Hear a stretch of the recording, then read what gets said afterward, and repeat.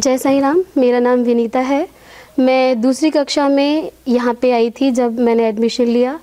उस समय जो मेरी पारिवारिक स्थिति थी फाइनेंशियली, वो बहुत बेकार थी, क्योंकि मेरे पापा हॉस्पिटलाइज थे, क्योंकि वो बहुत ड्रिंकिंग करते थे, तो वो बीमार हो गए थे। उसके बाद मम्मी पे सारी चीज़ें आ गई, तो मम्मी के पास उतना रुपया नहीं था कि वो मुझे पढ़ा पाती, उतनी वो फाइनेंशियली इंडिपेंडेंट नहीं थी, बिकॉज़ वो उस समय हाउस लेडी थी और वो कुछ भी काम नहीं करती थी। तो हम लोग पूरी तरीके से ये हो गया था कि हम लोगों को अपना पढ़ने का कोई रिसोर्स था ना, हम कहीं जा सकते, इवन खाने की भी बहुत प्रॉब्लम्स थी। तो मम्मी ने जैसे तैसे पापा को तो ठीक करा लिया, लेकिन उसके बाद हमारे पास पापा इतने लायक नहीं थे उस टाइम पे कि हम उन्हें बोलते कि आप जाके जॉब करो और हम लोगों को पढ़ा पाओ। उस समय मुझे साईं धाम मिला, जहाँ पे मैं पढ़ पाई, और जहाँ मुझे एडमिशन मिला मैं वहाँ से मैंने अपनी पढ़ाई शुरू की दोबारा से। मैं तीसरी में एडमिशन लेती, लेकिन क्योंकि मेरा पढ़ाई का उतना अच्छा स्तर नहीं था, तो मुझे दूसरी में एडमिशन मिला। और उसके बाद मैंने अपना 5th का बोर्ड दिया। लेकिन उसी बीच मेरी मम्मी यहाँ पे आई। मम्मी, जैसे कि मैंने बताया कि हम लोग फाइनेंशियली इंडिपेंडेंट नहीं थे, तो मम्मी ने यहाँ जॉब मांगा, तो मम्मी को जॉब मिला। मेरे दोनों भाइयों का यहाँ एडमिशन हुआ। मेरे आज दोनों भाई, एक 10वीं में है, एक 8वीं में पढ़ रहा है। और उसके बाद मैं 5वीं का मैंने अपना बोर्ड दिया। 5वीं का बोर्ड देने के बाद 5वीं का जो बोर्ड था वो मुझे मतलब जो हमारा इस स्कूल में पहला बोर्ड था, तो हम लोगों ने उसकी हमारे बारे में, मतलब हमारी टीचर्स ने कभी ऐसे नहीं किया कि ये बच्चे हैं। उन्होंने हमेशा ये देखा कि ये मेरे बच्चे हैं और मैं इन्हें जैसे अपने बच्चों को पढ़ाते हैं वैसे ही पढ़ाया। उनका टाइमिंग था सिर्फ 2 बजे का, वो हमें 5 बजे तक मैडम यहाँ पढ़ा के जाती थी।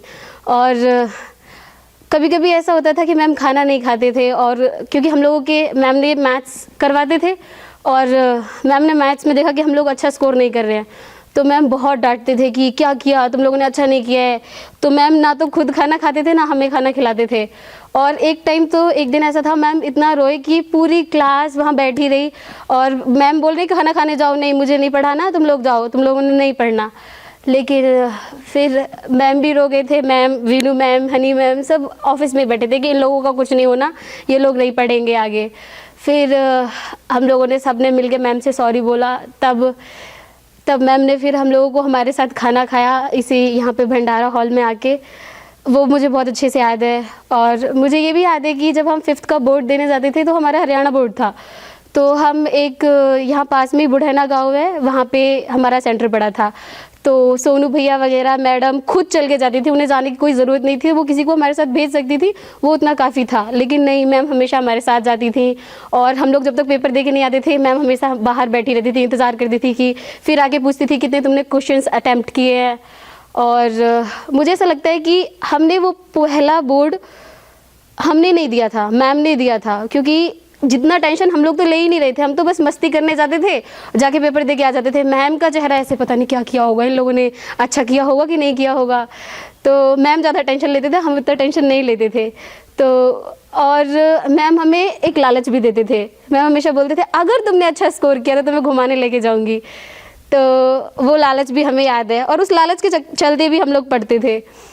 और हम लोग, मतलब मुझे ऐसा लगता है कि मेरी लाइफ में मेरे मम्मी पापा ने जितना मुझे नहीं घुमाया है, जितना मुझे साईं धाम ने घुमाया है, दिल्ली, आगरा, मथुरा, मुझे ऐसा लगता है मेरे आसपास की कोई भी एरिया जो मैं घूमी हूँ वो साईं धाम की वजह से घूमी हूँ। और मैं ये बात अपने पापा मम्मी से कंप्लेन भी करती रहती हूँ कि आप लोग मुझे नहीं घुमाते हो।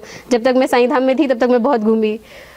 और मेरा 5th बोर्ड मैंने ऐसे इस तरीके से क्लियर किया। फिर उसके बाद हमने 6ठी 7वीं 8वीं यहाँ पे की। मुझे ऐसा लगता है कि हमें टीचर्स नहीं पढ़ाने आते थे, बाहर से लोग भी पढ़ाने आते थे।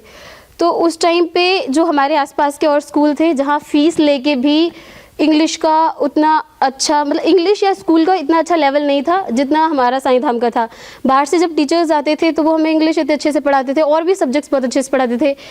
साइंस लैब वगैरह, मुझे नहीं लगता कि किसी भी स्कूल में यहाँ आसपास आज भी दिन उतने रुपए देने के बावजूद यहाँ पर साइंस लैब अवेलेबल होंगी या कोई और लैब, कंप्यूटर लैब अवेलेबल होंगी, उसके अलग से चार्जेस लेंगे। लेकिन हमारे पास हमेशा से साइंस लैब थी, हमेशा से हमारे पास कंप्यूटर लैब थी। और मैंने कंप्यूटर में यहाँ पे मैंने अपना कंप्यूटर में पढ़ाई की है। मैंने अपना टैली वगैरह यहाँ पे सारे मैंने अपने कंप्यूटर के कोर्सेज़ किए हैं। और होम साइंस की क्लास, ऑल्दो मुझे उसमें कभी इंटरेस्ट नहीं था, लेकिन मैम हमेशा मुझे बोलती थी, मुझे नहीं और सब बच्चों को मिलके कि सिर्फ तुम्हें पढ़ाई नहीं करनी, तुम्हें ऑलराउंडर बनना है, सारे तुम किसी भी फील्ड में जाओ वो तुम्हें अच्छे से आना चाहिए। तो मैम होम साइंस के लिए भी बोलती थी, तो हमारी 8th में होम साइंस की क्लासेस स्टार्ट हुई। हम सारी लड़कियां कुछ ना कुछ नया बनाते रहते थे और मैम को जाके दिखाते थे। अच्छा नहीं होता था, लेकिन मैम तभी भी तारीफ़ करती थी कि हाँ अच्छा बना है। धीरे धीरे करके हम सीख गए और उसके बाद एक टाइम आया कि हमें ये स्कूल छोड़ना था। सब मतलब क्योंकि सबको ये उम्मीद थी कि हो जाएगा, हमारा स्कूल का एफिलिएशन हो जाएगा, वो नहीं हो पाया और हम लोगों को 8वीं में स्कूल छोड़ना पड़ा। लेकिन मैम ने फिर भी कोशिश जारी रखी कि तुम लोग नहीं, चलो आगे तो और बच्चे कर पाएंगे।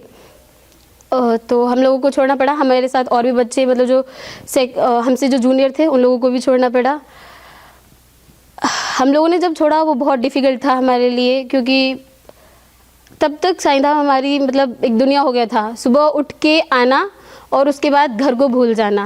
और आज भी दिन बच्चे बहुत अच्छे से याद करते हैं कि साईंधाम में थे तो हम ये करते थे, यहाँ जाते थे, इतनी मस्ती थी। शायद वो स्कूल मेमोरीज ही ऐसी है जो भुलाई नहीं जा सकती इतनी आसानी से। और उसके बाद फिर मैंने 9th में 10वीं में मेरा 9वीं 10वीं की BMR से, उसमें भी मेरी साईंधाम ने बहुत मदद की। मुझे ऐसा लगता है जी, क्योंकि एक बोलते हैं ना कि फाउंडेशन स्टोन अगर आपका स्ट्रॉन्ग है तो आप कोई भी चीज़ बहुत अच्छे से कर सकते हो। तो हमारा वो हमेशा से स्ट्रॉन्ग रहा है, क्योंकि टीचर्स ने हमेशा हमें हेल्प किया है। तो हमारा 10वीं में मैंने 85% स्कोर किया था और मैंने बहुत अच्छे नंबर, मुझे ऐसा लगता है अगर आए थे तो वो BMR से बेशक मैंने वहाँ से क्लियर किया है, बेशक उस मेरे रिज़ल्ट पे नाम है BMR सीनियर सेकेंडरी स्कूल, लेकिन मुझे इस बात का हमेशा से दुख है और रहेगा कि वहाँ शिरडी साईंधाम क्यों नहीं है, क्योंकि उन्होंने ही मुझे कराया और उन्हीं की वजह से मैं पढ़ पाई हूँ। फिर मैंने 12वीं किया, वो भी मेरी साईंधाम ने उसमें बहुत मदद की। और मैंने BCom किया GCW government college for women Faridabad से, और अब मैं MCom कर रही हूँ IGNOU से, और ये मेरा 2nd ईयर होगा और जून में मैं उसके एग्ज़ाम दूंगी। मेरी अब तक साईंधाम ने बहुत मदद की है और मुझे उम्मीद ही नहीं है, मुझे पक्का पता है कि मुझे मदद मिलेगी और आगे मिलती ही रहेगी। और ऐसा नहीं है कि हाँ मुझे मदद के लिए ऐसे करना पड़ता है, प्लीज़ मेरी मदद कर दो।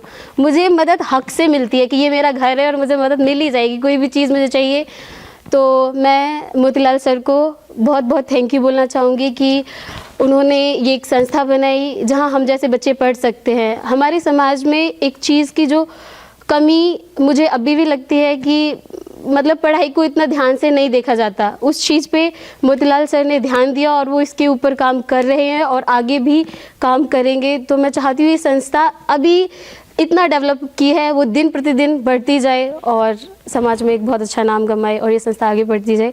और मैं एक वाक़या मैं इसी के साथ जोड़ना चाहूँगी कि मैं जब मतलब छोटी थी तो स्कूल में मैंने हमेशा ब्लड कैंप्स होते देखे थे।